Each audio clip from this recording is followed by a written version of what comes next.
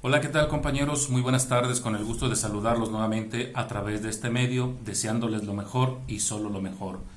Pues hoy vamos a comenzar nuestra clase de Sagrada Escritura en el Evangelio según San Mateo.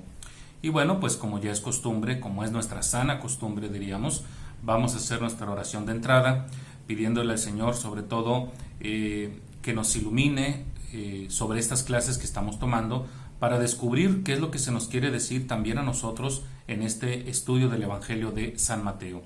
Estamos en la semana número 22 del tiempo ordinario y la liturgia de las horas en este momento nos sugiere la siguiente oración en vísperas. Vamos a decir todos con un espíritu atento y sosegado, decimos en el nombre del Padre, del Hijo y del Espíritu Santo. Amén. Dios nuestro, tu nombre es santo y tu misericordia llega a tus fieles de generación en generación. Atiende pues las súplicas de tu pueblo y haz que pueda cantar eternamente tus alabanzas por nuestro Señor Jesucristo, tu Hijo, que vive y reina contigo en la unidad del Espíritu Santo y es Dios por los siglos de los siglos. Amén. El Señor nos bendiga, nos guarde todo mal y nos lleve a la vida eterna. Amén. Así sea. Bien, vamos a comenzar nuestra clase, no sin antes abrir un paréntesis. En la clase de ayer, cuando hablábamos sobre la historia de la salvación, por ahí me trabé con una palabra. Son dos palabras que yo quiero que entiendan ustedes cuál es la connotación de cada una de ellas. Cuando hablamos de una monolatría, no es lo mismo hablar de monoteísmo. Cuando se habla de monolatría, es decir, se cree en un Dios, pero al mismo tiempo se cree que hay otros dioses. Y esto era lo que de alguna manera el pueblo de Israel tenía esa concepción. Pero llega un momento en que de esa monolatría pasa a un monoteísmo, que es precisamente cuando se da la alianza en el Sinaí. Por eso Dios dice ahí: yo seré su Dios y ustedes serán mi pueblo, y serán entonces un reino de sacerdotes y una nación santa. Es decir, ahí hay como un cambio. Hacemos a un lado la monolatría y ahora damos cabida, damos apertura al monoteísmo. El monoteísmo tiene que ver con que hay una sola deidad, no hay más. Esto es lo que dice precisamente el primer mandamiento que leímos en Éxodo capítulo 20, versículos del 1 al 4. Un solo Dios. Esto fue lo que el día de ayer no recordaba este término y bueno, de pronto ya lo recordé. Entonces son tres palabras: monolatría, monoteísmo, politeísmo. De estas tres palabras, la que queda es precisamente el monoteísmo. Un solo Dios verdadero, nada más. Hasta ahí cierro pues ese comentario que había quedado pendiente el día de ayer. Hoy vamos a continuar con el Evangelio según San Mateo y estamos estacionados precisamente en lo que nosotros llamamos el Sermón del Monte. Este discurso comienza en el capítulo 5 y llega prácticamente hasta el capítulo número 7, porque a partir del capítulo 8 comienza otra sección, es la sección de los milagros de Jesús. Entonces tenemos prácticamente el capítulo 5, el capítulo 6 y el capítulo 7. Estos tres capítulos en el Evangelio de Mateo tienen que ver con lo que llamamos el Sermón del Monte. Entonces, pues vamos a continuar en este estudio. Nosotros nos quedamos la semana pasada en el capítulo 5, versículos del 17 en adelante. Esta es una sección muy interesante porque está titulada aquí en nuestra Biblia, pues de alguna manera como Jesús y la Torá. Estamos, repito, en el capítulo 5, versículos del 17 hasta el 48, para que quede claro. Es esa sección que nosotros estamos estudiando. En esta sección se compone de dos partes. La primera, que sería del capítulo 5, versículo 17 hasta el versículo 20. Esa sería como una introducción. Esta introducción sirve, el autor sagrado se está sirviendo de esta introducción para no dejar lugar a dudas de lo que Jesús va a expresar.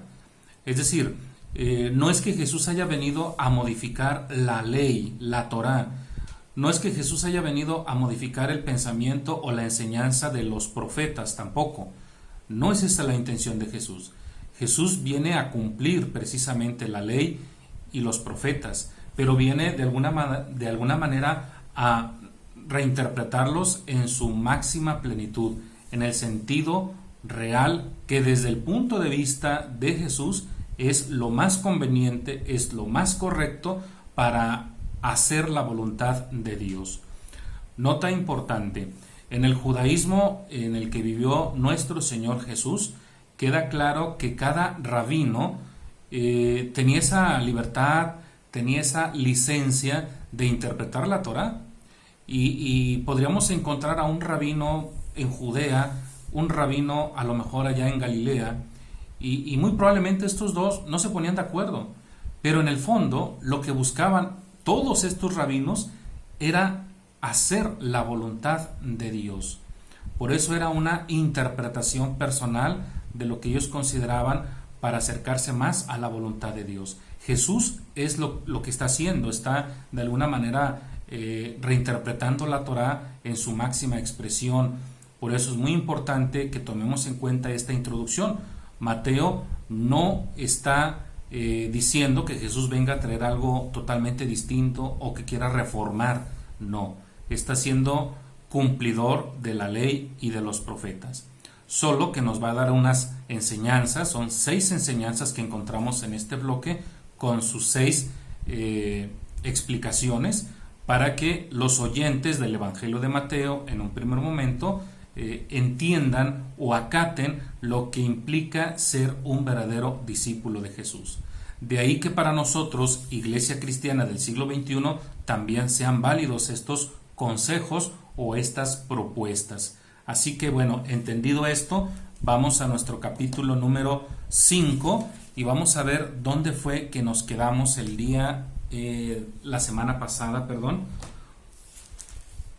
Nos quedamos en la tercera enseñanza de Jesús, y esta está en el capítulo 5, versículos del 31 al 32. Son 2 versículos nada más. Vamos a leerlos. Dice: también se dijo, el que se separe de su mujer, que le dé un acta de divorcio. Pero yo les digo, que todo el que se separe de su mujer, salvo en caso de unión ilegítima, la expone a cometer adulterio, y el que se casa con una separada, comete adulterio. Esta es la tercera enseñanza de Jesús, y vamos pues pronto a ver la explicación que hay aquí. Bueno, primero vamos a un libro del Antiguo Testamento, vamos a lo que es el libro de Levítico, capítulo 24. Vamos a este libro, Levítico, capítulo número 24.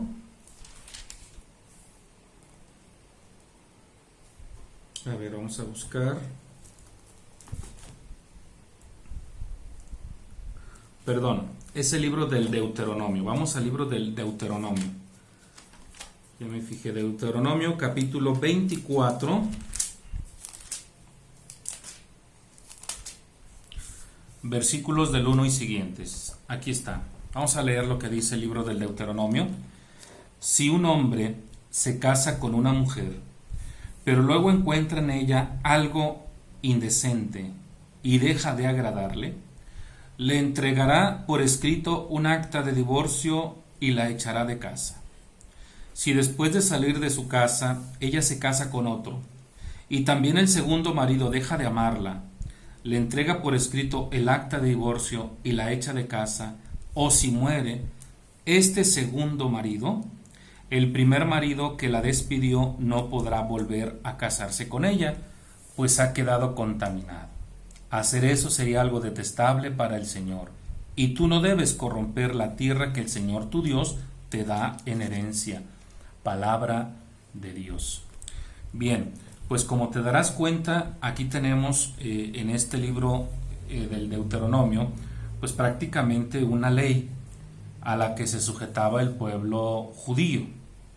Por lo tanto, cuando nosotros estudiamos cultura y geografía bíblica, creo que ya lo vimos nosotros, se dejó en claro el lugar que ocupaba la mujer en aquella época.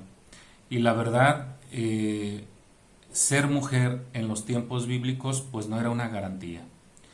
Yo en algún momento dado les expliqué que si la mujer cuando estaba embarazada y se aliviaba y si era niño, bueno, pues se hacía una gran fiesta, y si era niña se cantaban cantos de lamentación. ¿Por qué? Porque la mujer era vista de una manera muy negativa, para que se entienda. La mujer prácticamente para lo único que servía en aquella cultura, nota importante, en aquella cultura era para engrandecer la riqueza del papá, por ejemplo, porque obviamente al casar a la mujer, el papá tenía que pedir una dote, y entre más grande esa dote, pues enriquecía más el papá. Por eso es muy importante que entiendas la cultura en la que se desarrollaron estos escritos. Naturalmente, lo que nosotros estamos leyendo aquí en esta tercera enseñanza de Jesús, que luego la va a retomar en el capítulo 19, en el fondo, Jesús no está de acuerdo con el divorcio. De ahí que en el capítulo 19 lo llegue a decir Jesús: lo que Dios ha unido no lo separa el hombre, y eso es un principio cristiano hasta el día de hoy. Pero es muy importante pues que la comunidad cristiana a la que se dirige Mateo considere que ya por el simple hecho de pertenecer a una nueva comunidad que es el cristianismo, debe de quitarse de su cabeza esa tentación de despreciar a su mujer. No es tanto dejar de amarla. En la cultura hebrea, si esta mujer, por ejemplo, y se los he explicado una y otra vez, si esta mujer por algún descuido se le quemaba, vamos a pensar, la comida, era motivo suficiente para que el esposo la repudiara y entonces le presentara un escrito: y ¿sabes qué? Ya no te quiero, eres torpe, y simple y sencillamente fuera de mi casa. Este documento, lo que hoy llamamos como el acta de divorcio, pues era de alguna manera para que la mujer pudiera volverse a casar, porque lamentablemente si no se le daba un acta de divorcio, la mujer a donde iba a parar no era otra opción más que la prostitución. Entonces la ley le exigía al hombre, fíjense nada más, darle aunque sea un documento para que ella pueda volver a encontrar otro marido. Si no traía un acta, entonces esta mujer realmente que la iba a pasar muy difícil, porque en primer lugar, nota importante, la cultura en la que se desarrolla esto, el padre de familia ya no quería a esa mujer, aunque era su hija, la consideraba como alguien detestable, que prácticamente ya no tenía cabida en su familia, y entonces pues esta mujer la verdad que le iba a pasar muy mal. Por eso, en el fondo, lo que nosotros encontramos en esta enseñanza es que Jesús no está de acuerdo con el divorcio. Sin embargo, aquí hay una nota muy importante, porque dice: salvo en caso de unión ilegítima. Esto nos hace pensar que probablemente aquí el autor del Evangelio de Mateo se refiere a que esta pareja, vamos a pensar en el hombre, está teniendo una relación extramarital. Por lo tanto, al tener esta relación extramarital y se separa de esta segunda mujer, pues ahí no hay problema, porque para empezar no están casados. Aquí se está hablando de cuando están casados plenamente. Si el hombre despacha a su mujer por cualquier razón, la expone al adulterio. Pero si esta mujer que él está desechando, vamos a ponerlo así, es pues su amante, porque ese es el término que de pronto se me ocurre, ¿verdad? pues obviamente no la está exponiendo. La expone siempre y cuando esta mujer sea su legítima y verdadera esposa. Bueno, esta es la tercera enseñanza que encontramos en este bloque que estamos estudiando. Vamos a la cuarta, capítulo 5, versículo del 33 al 37. Dice la palabra de Dios: También han oído que se dijo a nuestros antepasados: No jurarás en falso, sino que cumplirás. Dice: No jurarás en falso, sino que cumplirás lo que prometiste al Señor con juramento. Pero yo les digo que no juren en modo alguno, ni por el cielo, que es el trono de Dios, ni por la tierra, que es el estrado de sus pies, ni por Jerusalén, que es la ciudad del gran rey. Ni siquiera jures por tu cabeza, porque no puedes cambiar de color ni uno solo de tus cabellos. Que tu palabra sea sí cuando es sí y no cuando es no. Lo que pasa de ahí viene del maligno. Palabra del Señor. Bueno, pues aquí estamos ante una enseñanza muy dura, porque, bueno, he de reconocer que incluso yo he cometido este error, porque a lo que se nos está hablando aquí es del valor que tiene la palabra empeñada. Tengo que ser muy sincero y tengo que reconocer ante Dios y ante ustedes, compañeros, que yo he fallado mucho en esto. Por alguna razón o por lo que tú quieras, pero sí es cierto. Aquí este mensaje, de hecho todos los que hemos venido estudiando, cada clase de Biblia que yo imparto, siempre le he pedido al Señor que yo también escuche lo que estoy diciendo. Hay una frase de San Agustín que a mí me llama mucho la atención, de hecho me mueve mucho esa frase, porque dice San Agustín que todos aquellos que se dedican por oficio al ministerio de la palabra tienen que saber escucharla por dentro para no volverse predicadores vacíos. Lo que está diciendo San Agustín ahí es que nosotros como evangelizadores no tenemos que decir esto nada más es para ustedes, no, sino que también es para nosotros mismos. Es como si yo esta misma clase que estoy dando la veo, pero ahora yo me pongo como un oyente, porque precisamente fallamos. Si hay algo en lo que tengo que ser muy franco y muy sincero, es en esto.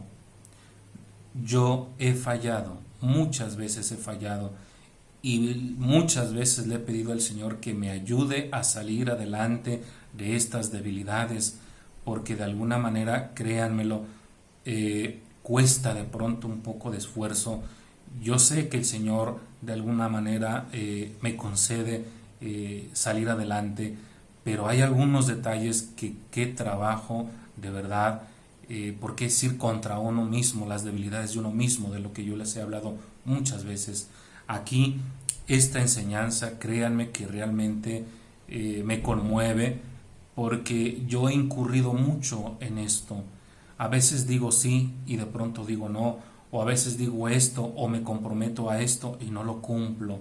Lamentablemente esa es una verdad.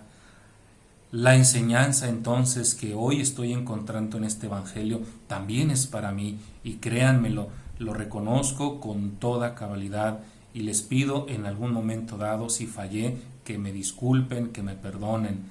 Dios sabe lo que yo estoy sintiendo en estos momentos, y eso es lo que quiero, que me perdonen si en algún momento dado incurrí en esto, porque lo más seguro es que lo haya hecho.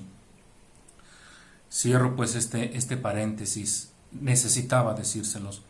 Pero bien, era muy común en la cultura judía jurar como para darle validez a lo que estás proponiendo. Vamos a pensar en algún artesano. Vamos a pensar que le preguntan a este artesano: oye, ¿me podrás tener mañana la escalera que te pedí? Y vamos a pensar en este artesano que dice: te lo juro por el templo de Jerusalén que te lo tengo.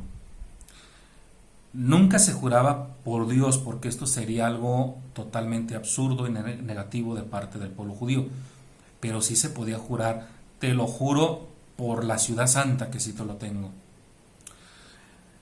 Lo que Jesús está pretendiendo aquí, o lo que nos está diciendo el autor del Evangelio de Mateo aquí, es que no hay necesidad de llegar a ese extremo. Lo único que basta es que estés consciente de lo que vas a decir y que lo cumplas. De eso se trata, la veracidad de la palabra. Por eso dice al final que tu palabra sea sí cuando es sí, no cuando es no. Nótese pues que lo que está provocando el autor sagrado del Evangelio de Mateo es crear una comunidad coherente, una comunidad sincera, una comunidad intachable, una comunidad pura, que deje de mentir, que deje de engañar, que sea transparente. Por eso para nosotros esta enseñanza, insisto, y particularmente para mí, es muy clara y es muy fuerte. Ser más claros, ser más sinceros. Vamos a la siguiente, vamos a la quinta enseñanza. Quinta enseñanza, Mateo capítulo 5, versículos del 38 al 42. Han oído que se dijo, ojo por ojo, diente por diente. Pero yo les digo que no enfrenten al que les hace mal. Al contrario, a quien te abofetea en la mejilla derecha, preséntale también la otra.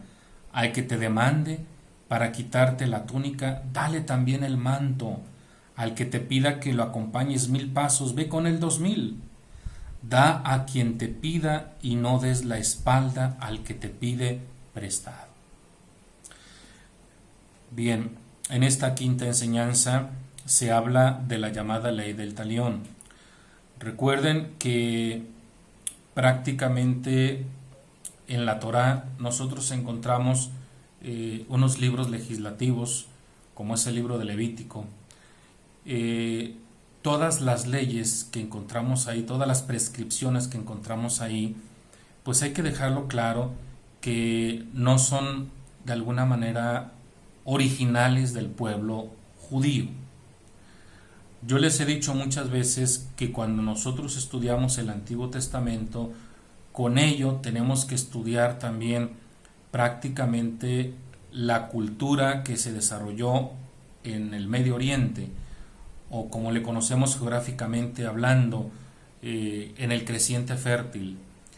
Y evidentemente hubo un soberano en la antigüedad que se conoce como el rey Hammurabi, este asirio que prácticamente llegó a generar un gran imperio de aquella época, y Hammurabi desarrolló una serie de normas, una serie de leyes, de prescripciones que le sirvieron de base para el legislador judío.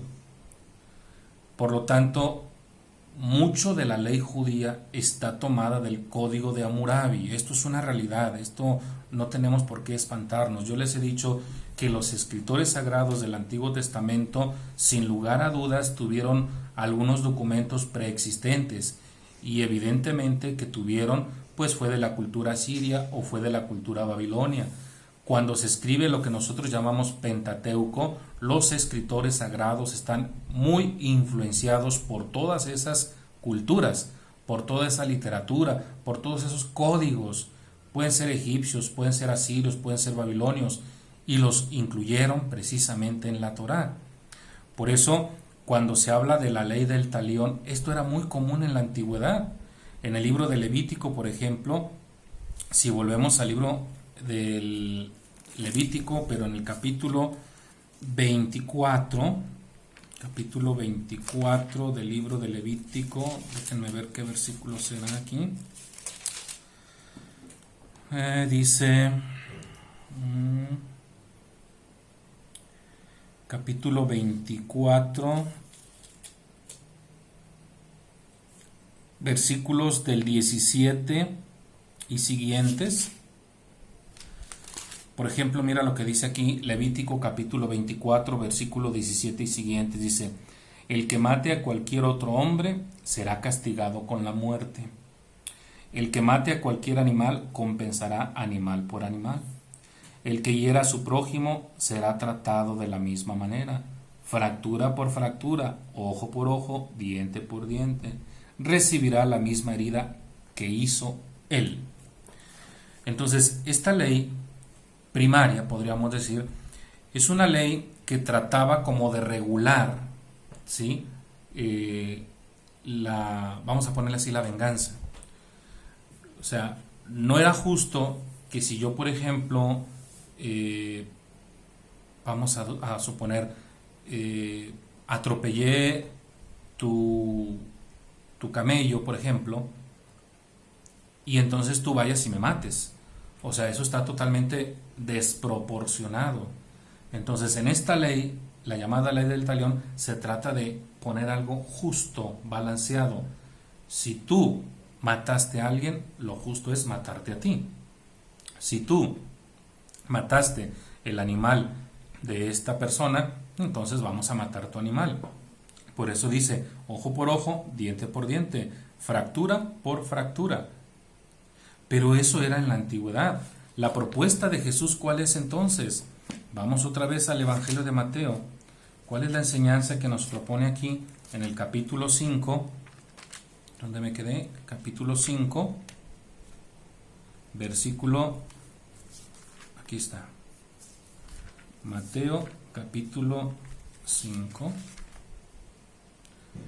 Dice, pero yo les digo que no enfrenten al que les hace mal, al contrario, a quien te abofetea en la mejilla derecha, preséntale también la otra, al que te demande para quitarle la túnica, dale también el manto. ¿Qué es lo que quiere decir aquí? ¿Cuál es la enseñanza de Jesús? Pues, ¿qué es lo que está proponiendo el autor del Evangelio de Mateo a la comunidad a la que se dirige?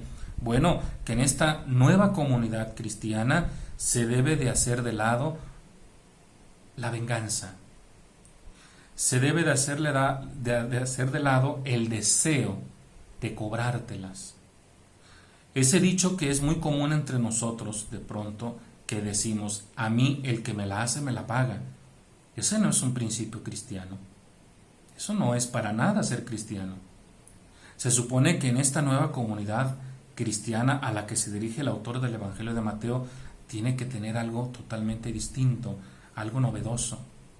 Y precisamente eso nuevo, eso algo novedoso, es que es una comunidad que fraterniza.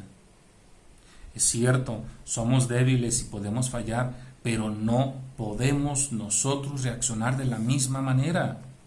Se me viene aquí a la mente esa frase de Santa Mónica, cuando dice, para que haya una pelea tiene que haber dos. Así que la enseñanza no es que, bueno, si me pegaron aquí, presento la otra, no. La enseñanza aquí es muy clara. No respondas de la misma manera. La comunidad cristiana es una comunidad cristiana que tiene que vivir la paz. Tienen que ser hacedores de paz. Esa fue una de las bienaventuranzas que vimos. Por ejemplo, en el capítulo 5, versículo 8. En el versículo 9. Dice, dichosos los que construyen la paz, porque Dios los llamará sus hijos. Entonces, fíjate la importancia, pues, que dentro del cristianismo tiene que haber esa paz. Por eso, imagínate nada más donde el mundo entero siguiera este principio de paz. ¿Cómo sería nuestra sociedad? ¿Cómo sería nuestro mundo? Tú y yo lo sabemos perfectamente bien que entre las naciones hay una guerra fría. Eso es un hecho indiscutible. Y entonces ese deseo de querer ser más del otro y el otro a no dejarse, entonces da como resultado lo que estamos viviendo, esta dichosa pandemia, ¿no?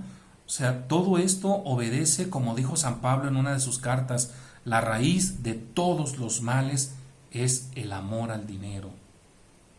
Nosotros pues tenemos que tener plena conciencia, plena convicción de que el cristiano tiene que ser un hacedor de paz, no ser vengativo, no ayuda en nada. Al contrario, se va a generar más violencia. El Evangelio de Mateo, en el momento de la aprehensión de Jesús, si recordarás, inmediatamente Pedro saca la espada y por ahí le da a uno de los guardias, y entonces Jesús le dice: guarda la espada. Y le dice Jesús: ¿acaso crees que yo no puedo decirle a mi Padre que envíe 12 legiones de ángeles? O sea, ¿qué es lo que estaba diciendo ahí Jesús? Algo muy importante. O sea, él pudo, y sin embargo, no lo hizo. Entonces, Jesús, como buen maestro, nos está enseñando a no regresar mal por mal. Si alguien me ofendió, si alguien me hizo algún daño, Dios lo perdone. De mi parte está perdonado, ¿sí? No voy a reaccionar, en fin. Lamentablemente así está el mundo de cabeza, pero esta es la invitación que se nos hace. Miren, voy a leerles lo que dice San Pablo en su carta a los Romanos, en el capítulo 12, versículo 21.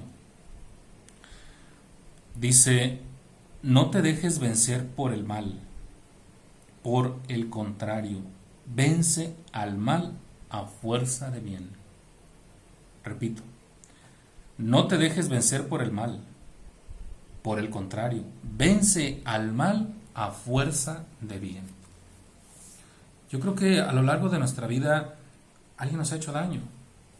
Y sí es cierto, o sea, me ha pasado, les ha pasado, y bueno, miren, aquí estamos tranquilos. El Papa Francisco, una de sus frases que a mí me encantó fue cuando dijo esto: el que perdona se libera. Entonces, hay que perdonar, hay que liberarnos. De nada nos va a servir tener ese resentimiento, ese rencor por lo que me hizo una persona hace 10, 15 años. Basta ya.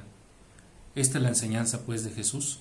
El día de hoy que estamos viendo en esta quinta enseñanza del capítulo 5, versículos del 38 al 41. Vamos a la última, la sexta. Se encuentra en el capítulo 5, versículos del 43 al 47, que va prácticamente aunada a la anterior. Dice: ¿han oído que se dijo, ama a tu prójimo y odia a tu enemigo? Pero yo les digo, amen a sus enemigos, oren por quienes los persiguen. Así serán dignos hijos de su Padre del cielo, que hace salir el sol sobre buenos y malos, y manda la lluvia sobre justos e injustos. Porque si aman a quienes los aman, ¿qué recompensa merecen? ¿No hacen también eso los que recaudan impuestos para Roma? Y si saludan a sus hermanos, ¿qué hacen de más? ¿No hacen lo mismo los paganos? Esta sexta enseñanza tiene que ver con la introducción que leímos hace algunos días. En el capítulo 5, versículo número 20, dijo Jesús: por eso les digo que si no son mejores que los maestros de la ley y los fariseos, ustedes no entrarán en el reino de los cielos. Yo había explicado el contexto en el que está diciendo aquí Jesús. Es precisamente que el cristiano no tiene que conformarse con hacer esto nada más, sino que tiene que ir más allá. Tiene que esforzarse por un plus, vamos. La enseñanza que nos está dejando aquí en esta sexta que estoy viendo, precisamente va en ese sentido. O sea, han oído que se dijo, ama a tu prójimo y odia a tu enemigo, pero yo les digo, amen a sus enemigos. Evidentemente esto era muy difícil para aquella comunidad cristiana que estaba en primer lugar siendo perseguida. Y en segundo lugar, una comunidad que nace del judaísmo, una comunidad que tiene perfectamente bien claro a quién sí puede amar y a quién no. Sin embargo, la propuesta de Jesús va más allá. Siempre es ir más allá. El Evangelio de Juan, por ejemplo, Jesús dice, no hay amor más grande que aquel que da la vida por sus amigos. Y precisamente Jesús, por amor, fue capaz de entregarse. Por amor, Jesús fue capaz de soportar las blasfemias, las injurias, los golpes, etcétera, etcétera. En ese sentido, para nosotros también la enseñanza que nos está dando es la misma. No te conformes con esto, ve más allá. Porque si saludas a los que te saludan, dice, ¿qué de bueno tiene eso? Eso mismo hacen los que recaudan impuestos, o eso mismo hacen los paganos. Entonces la comunidad cristiana a la que se dirige Mateo tiene que ser una comunidad distinta, una comunidad que vaya más allá. Si vamos al libro de Hechos de los Apóstoles, que nos puede ilustrar un poquito más, en el capítulo número 2 del libro de Hechos de los Apóstoles, que he leído muchas veces este texto, pero vale la pena recordarlo otra vez, del versículo 42 al versículo 47, es una especie de retrato de la primera comunidad cristiana, pero me voy a remitir al versículo 47 nada más. Dice, alababan a Dios y se ganaban el aprecio de todo el pueblo. Por su parte, el Señor cada día agregaba al grupo de los creyentes aquellos que aceptaban la salvación. Fíjense que lo que está diciendo aquí es algo muy importante porque dice, alababan a Dios y se ganaban el aprecio de todo el pueblo. Quiere decir que si hubo éxito ante un comportamiento netamente cristiano, hay una respuesta, hay una reacción positiva. La gente empezaba a ver en esa comunidad cristiana, pues sí, algo de rareza, pero a la vez llamaba la atención. ¿Por qué? Imagínate tú, ¿qué era lo que veían en aquella comunidad primitiva cristiana? Bueno, una comunidad que se amaba, una comunidad que se apoyaba, una comunidad que estaba siempre al servicio de los demás, una comunidad que lejos de responder de manera violenta, una comunidad que todo lo dejaba, vamos a decirlo así, en manos de Dios y que aceptaban incluso el martirio, la persecución. Tenemos el caso de Esteban en el mismo libro de Hechos de los Apóstoles, que fue capaz de ni siquiera levantar la mano en contra de sus adversarios, y así podríamos enumerar a una serie de santos y de santas que no fueron capaces ni siquiera de defenderse por sí mismo. ¿Por qué? Porque entienden que una característica del cristiano es hacer la voluntad de Dios y al contrario, lejos de renegar, orar. Hay una anécdota, basta que la investiguemos y la chequemos, un mártir de estos mártires mexicanos que cuando le van a conceder su última voluntad, bueno, el general o el comandante le dice, ¿cuál es tu última voluntad antes de morir? Porque lo iban a fusilar. Este mártir le dice precisamente al superior, mi última voluntad es acercarme a verlos a mis verdugos. Lo cual a este general pues le sacó como de onda, ¿no? A ver, ¿cómo que me estás pidiendo? Sí, permítame acercarme para ver a cada uno de estos que van a disparar contra mí. Y bueno, al ser su última voluntad se le concedió, ¿no? Y ya que los observó detenidamente observó a este pelotón y luego les dice, quiero ver sus rostros, quiero ver sus caras, porque cuando llegue al cielo quiero pedir por ustedes. Esa es una frase que realmente conmueve. Y es que a eso está llamado el cristiano, precisamente amar, no a odiar. Dios nos ha creado precisamente con ese fin y con ese objetivo para amar, no para odiar. Si nosotros en estos momentos estamos odiando, es clarísimo que no viene de Dios. Y que ese odio que podemos tener ahorita tenemos que desecharlo, tenemos que dejarlo de lado porque no me permite poder tener esa comunión con Dios que es mi creador. Entonces, con esto estamos terminando estas 6 enseñanzas que nos presenta el Evangelio de Mateo en el capítulo 5. Pero a manera de conclusión, en el versículo 48, dice, ustedes sean perfectos como el Padre Celestial es perfecto. Ese es el ideal de la comunidad cristiana. llegar a ese nivel, la perfección. Claro que cualquiera dirá ahorita esto es imposible. Bueno, para algunos tal vez, para otros no lo creo, porque hoy son santos y son santas. Yo creo que todos podemos, en primer lugar, si reconocemos ante Dios dónde está nuestra debilidad. Yo creo que sí se puede. El Papa Benedicto XVI, en algún momento dado, él nos enseñó y nos dijo que la vida de santidad comienza cuando el pecador se arrepiente. En ese justo momento empieza tu proceso de santificación. Y voy a permitirme, para concluir, compartirles algunos puntos de este documento que ya les he recomendado una y otra vez. Ese es el documento que se llama Alégrense y regocíjense. Es decir, son las propuestas que nos hace nuestro Papa Francisco precisamente para llegar a este punto. Perfectos como el Padre es perfecto. Y voy al artículo 25. Al artículo 25 dice la actividad que santifica. Voy a leerles este artículo. Nada más son 2 puntitos. No quiero cansarlos, pero con 2 puntitos basta. Vamos a ver lo que dice el artículo 25. Dice, la actividad que santifica.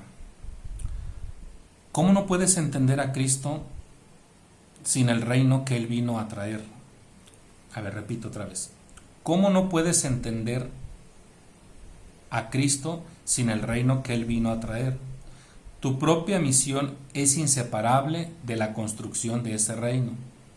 Por eso dice Mateo capítulo 6, versículo 33. Buscar sobre todo el reino de Dios y su justicia. Continúa el documento. Tu identificación con Cristo y sus deseos implica el empeño por construir con Él ese reino de amor, ese reino de justicia y ese reino de paz para todos. Cristo mismo quiere vivirlo contigo, en todos los esfuerzos o renuncias que implique, y también en las alegrías y en la fecundidad que te ofrezca. Por lo tanto, no te santificarás sin entregarte en cuerpo y alma para dar lo mejor de ti en ese empeño. Esto dice el artículo 25. El artículo 27 dice: ¿acaso el Espíritu Santo puede lanzarnos a cumplir una misión y al mismo tiempo pedirnos que escapemos de ella o que evitemos entregarnos totalmente para preservar la paz interior? Sin embargo, a veces tenemos la tentación de relegar la entrega pastoral o el compromiso en el mundo a un lugar secundario, como si fueran distracciones en el camino de la santificación y de la paz interior. Se olvida que no es que la vida tenga una misión, sino que la vida es una misión. Y me paso al artículo 32. Dice: no tengas miedo de la santidad, no te quitará fuerzas, vida o alegría, todo lo contrario, porque llegarás a ser lo que el Padre pensó cuando te creó y serás fiel a tu propio ser. Depender de Él nos libera de las esclavitudes y nos lleva a conocer nuestra propia dignidad.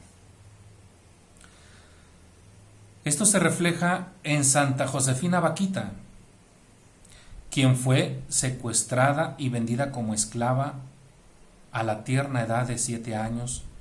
Sufrió mucho en manos de sus amos crueles, pero llegó a comprender la profunda verdad de que Dios, y no el hombre, es el verdadero Señor de todo ser humano, de toda vida humana.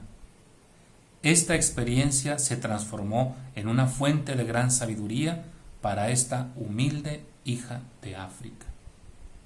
Yo te recomiendo esa película, Santa Bakhita se llama. Y me voy por último al artículo 34, dice: no tengas miedo de apuntar más alto, no dejarte amar y liberar por Dios. No tengas miedo de dejarte guiar por el Espíritu Santo. La santidad no te hace menos humano, porque es el encuentro de tu debilidad con la fuerza de la gracia. En el fondo, como decía León Bloy, en la vida existe una sola tristeza. ¿Cuál es? La de no llegar a ser santos. Bueno, pues hasta aquí esto que les comparto de este documento, para que cada uno de ustedes pues lo reflexionemos de manera personal, de manera particular, y podamos de una vez por todas entender cuál es nuestra misión aquí en la tierra, en la que Dios pues de alguna manera nos está dejando vivir, y reconocer pues que efectivamente la propuesta que nos hace el autor del Evangelio de Mateo no son difíciles, son fáciles si es que se quiere. Recuerdo bien un sacerdote en un retiro que nos dio por ahí, él nos decía: cuando se ama algo de verdad, se le encuentra el tiempo necesario para hacerlo. Pero enfatizó, cuando se ama algo de verdad. Bien, no me despido, les doy gracias por su atención, y la próxima edición pues continuaremos con el capítulo 6 del Evangelio de Mateo. Ahora vamos a ver la espiritualidad de los profetas que nos propone Jesús en el Evangelio de Mateo. Muchas gracias. Cualquier duda, cualquier comentario, por favor, a través del YouTube o a través del WhatsApp. Gracias.